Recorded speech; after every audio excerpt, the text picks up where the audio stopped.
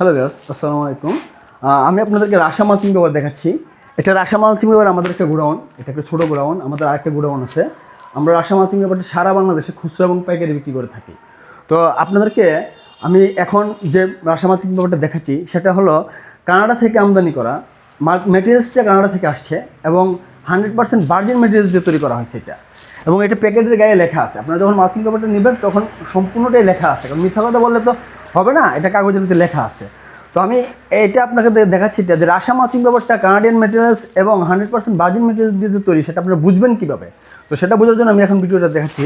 দেখেন, এটা হলো আমাদের মালচিং পেপারটা। কালারটা দেখেন, অরিজিনাল যে সিলভার কালার যেরকম ঠিক এরকম, অনেক সিলভার কালারটা একটু ব্ল্যাক থাকবে, কিন্তু তখন বুঝবেন যে এটা মিশ্রিত আছে।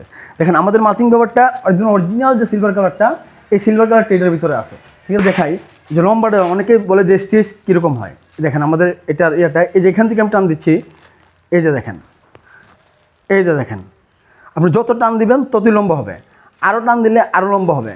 ঠিক আছে, যত টান দিবেন ততই লম্বা হতে থাকবে।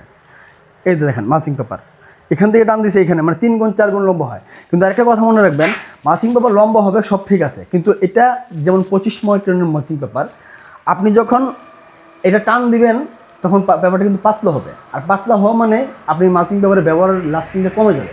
25 মাইক্রন দিয়ে যতদিন আপনি ব্যবহার করতে পারবেন, যখন টান দিয়ে লম্বা করবেন, লম্বা করার পর এটা কিন্তু 20 মাইক্রন হতে পারে, 18 মাইক্রন হতে পারে।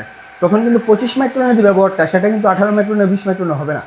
তো টান দিয়ে লম্বা করার সময় আপনারা একটু বুঝে টান দিবেন এবং লম্বা করবেন। ঠিক আছে, আর আমাদের মালচিং পেপারটা দেখবেন, একটা মালচিং পেপার নেবেন, নিয়ে ব্যবহার করবেন। যদি ভালো হয় তাহলে বলবেন যে না ভাই মালচিং পেপার ভালো, আপনি আমাকে মালচিং পেপার দিবেন। ভালো থাকবেন, আসসালামু আলাইকুম।